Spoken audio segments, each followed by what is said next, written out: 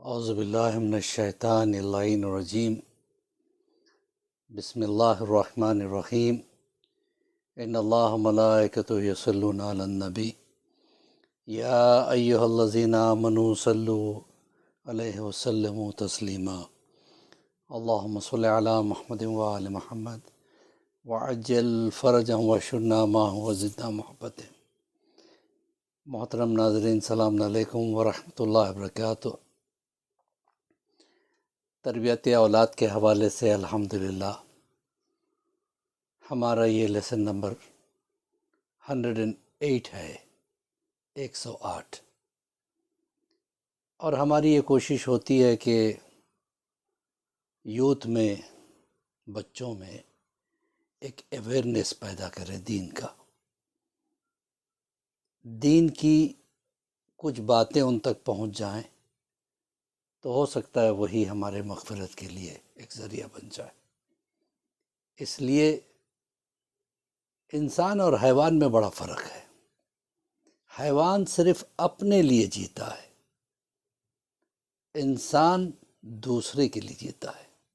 اگر وہ انسان ہے، اگر وہ خود صرف اور صرف اپنے لیے جیے تو پھر وہ انسان میں اور حیوان میں فرق نہیں ہے۔ اور جو شے انسان کو انسان بنانے میں مدد کرتی ہے اسی کو اسلام کہتے ہیں۔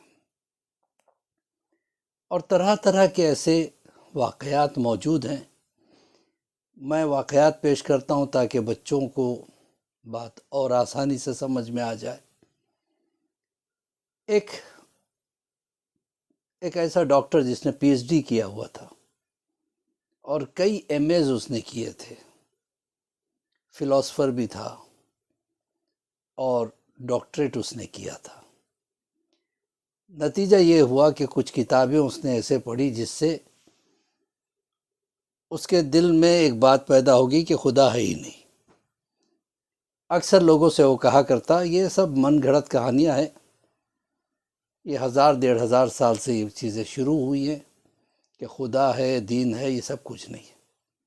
مرنے کے بعد انسان ختم ہو جاتا ہے، لہٰذا اس زندگی میں جتنا ہے عیش کرو اور گھومو پھرو، تفریح کرو، پھر ختم زندگی کے بعد پھر کوئی اور کہانی، صرف کہانی ہے، حقیقت سے کوئی تعلق نہیں ہے۔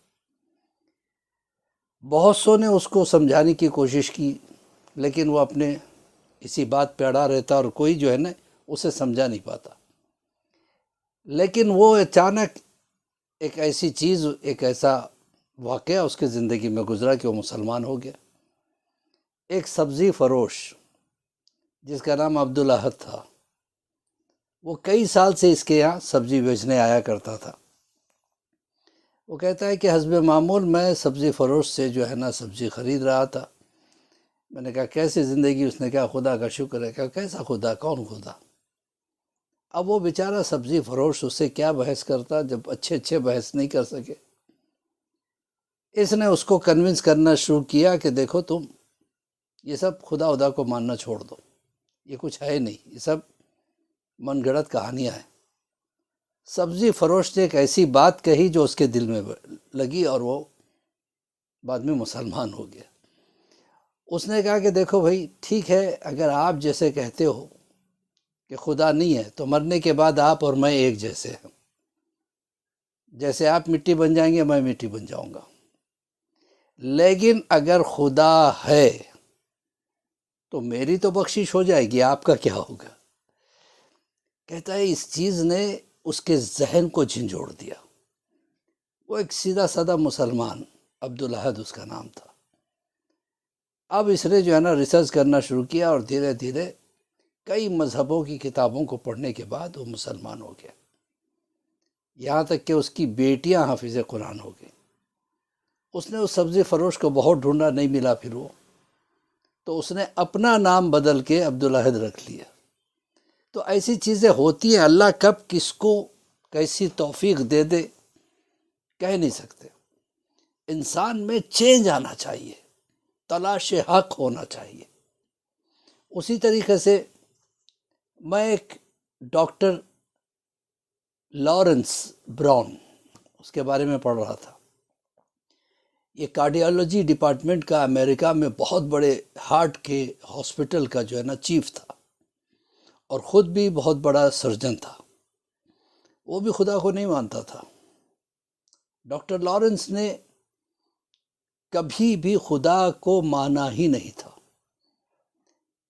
ایک مرتبہ وہ کہتا ہے کہ میرے زندگی میں ایسا حادثہ ہوا کہ مجھے اولاد نہیں ہو رہی تھی، بڑے مشکل سے ایک بیٹی پیدا ہوئی، اتنی خوبصورت کہ جس کی انتہا اس کو اس سے بڑی محبت ہو گئی، لیکن فوراً ڈاکٹرز نے کہا یہ بچی جیے گی نہیں، مر جائے گی.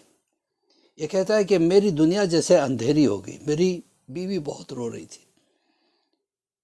تو اب جب پتہ چلا کہ وہ بھی ہارٹ کی ایک عجیب بیماری میں مبتلا تھی جو لاکھوں میں کسی ایک کو ہوتی ہے، تو فوراً جو ہے نا اسی ہاسپٹل میں جس میں یہ کارڈیالوجی کا چیف تھا لا لیا گیا. لانے کے بعد اب خود آپریشن کرنے کے لیے اس کے ہاتھ کانپ رہے تھے کیونکہ اس کی بیٹی تھی. اس نے بہترین سے بہترین ڈاکٹرز کی ٹیم بنائی اور اچھے سے اچھے ڈاکٹرز کو اس نے رکھا، لیکن سبھی کہہ رہے تھے کہ یہ بچے کی نہیں، مشکل ہے. یہ کہتا ہے کہ میں بھی یہی سمجھتا ہوں، لیکن پتہ نہیں، کاش میں اپنا یہ درد کسی سے بیان کر سکتا. تو اس سے کسی نے مشورہ کہا تم اللہ سے فریاد کرو. وہ کہتا ہے کہ ہمارے ہاسپٹل میں ایک پریئر روم تھا جس میں ہر مذہب کا آدمی اپنے حساب سے جا کے پریئر کرتا تھا. میں پریئر ہال میں گیا اور میں نے کہا کہ اے خدا، اگر تو ہے تو میری بچی کو اچھا کر دے. ابھی آپریشن ہونے والا ہے جس کا کوئی سکسیس کے امکان نہیں ہے. آج تک اس آپریشن میں کوئی کامیابی نہیں ملی، لیکن اگر تو ہے تو کامیابی دے دے. اور میں تجھ سے وعدہ کرتا ہوں اگر میری بچی اچھی ہو گئی تو میں ریسرچ کروں گا اور جو تیرا سچا دین ہوگا اس کو میں مانوں گا. یہ کہہ کے واپس آیا تو تھیٹر سے ڈاکٹرز نکلے. ان لوگوں نے کہا مبارک، ناممکن چیز ہو گئی، وہ ممکن ہو گئی. اس نے کہا کہ ہے اس کا مطلب خدا. اب اس نے ریسرچ کرنا شروع کیا. اس نے عیسائیوں کی کتابیں، یہودیوں کی کتابیں اور طرح طرح کے جتنے بھی مذہب ہیں سب پڑھنا شروع کیا. کئی سال کے بعد اسے لگا کہ اسلام صحیح مذہب ہے، تو اس نے اسلام کو قبول کیا. لیکن جیسے اسلام کو قبول کیا اس کے لیے دنیا تنگ ہو گئی. بیوی نے اس سے کہا کہ تو مسلمان ہو گیا، میں تیرے ساتھ نہیں رہ سکتی، مجھے طلاق چاہیے. میں نے کہا کوئی بات نہیں. بیوی نے طلاق لے لی اور اس بچی کو جس کی وجہ سے مسلمان ہوا تھا اس کو لے کے چلے گئی. یہ کہتا ہے میری دنیا اجڑ گئی، میرے ماں باپ نے میرے سے رشتہ ناتا توڑ لیا، یہاں تک کہ بیوی نے چونکہ اس کے اوپر دعویٰ کر دیا تو کورٹ نے یہ فیصلہ کیا اب وہ الگ سے چلی جائے گی اور اس کے لیے کچھ ہے نہیں، اس کو طلاق چاہیے. جو تیرا گھر ہے، جائیداد ہے، بیٹی کی وجہ سے اسے دے دینا پڑے گا. وہ بھی دے دیا. یہ کہتا ہے کہ اتنا ڈسٹرب رہنے لگا کہ اس کی نوکری چلی گئی. نہ نوکری، نہ گھر، نہ گاڑی. اللہ دیکھیے کیسے امتحان لیتا ہے. پھر بھی وہ ایمان میں اتنا پکا تھا. اس نے کہا دیکھ پروردگار، تجھ پہ ایمان لانے کے بعد یہ ساری چیزیں تو ہی اس کا حل نکال. وہ کہتا ہے کہ میری دعا قبول ہوئی. مدینے سے مجھے جو ہے نا جاب آفر آیا. جو شہر میرے لیے تنگ ہو گیا تھا اللہ نے اپنے یہاں بلا لیا. مکہ اور مدینہ میں مسلسل، مکہ میں بھی میری ڈیوٹی رہتی تھی، مدینہ میں بھی ڈیوٹی رہتی تھی. پھر اللہ نے مجھے ایک نئی فیملی دے دی، اس سے بہترین اولاد بھی دے دی. تلاش حق ہونا ضروری ہے. تلاش کرے، اپنے آپ کو انالائز کرے. کیا میری زندگی یہی ہے کہ میں کھانا کھاؤں، پانی پیوں، کچھ دیر تک پروگرامز دیکھتا رہوں، کچھ کتابیں پڑھتا رہوں، پھر رات کو سو جاؤں؟ کہ یہی زندگی کا مقصد ہے؟ انسان تلاش کرے. بالخصوص اپنے امام زمانہ سے دعا کرے. علی ابن مہذیار کا بہت مشہور واقعہ.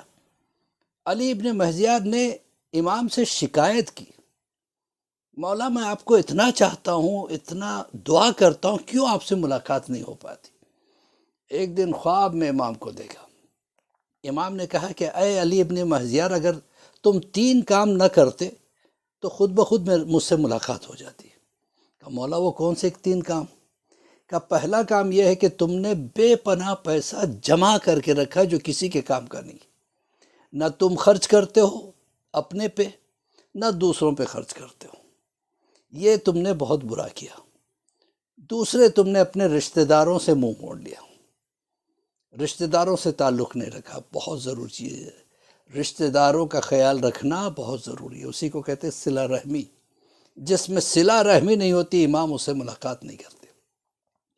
تیسری چیز، جو ہمارے چاہنے والے غریب تھے، کبھی تم نے پلٹ کے ان کو دیکھا نہیں. تمہارے پاس بیکار کا پیسہ جمع رہتا تھا، اس سے کسی کے بچوں کی پڑھائی کو تم سپانسر کرتے، کسی کی بچی کی شادی کروا دیتے، کسی یتیم کی پرورش کر لیتے. تو تم نے یہ نہیں کیا. اسی وجہ سے تم سے ملاقات نہیں ہو سکتی جب تک کہ 3 چیزوں کو نہ چھوڑ دو. اس شے نے علی بن مہزیار کے زندگی میں چینج شروع کر دیا.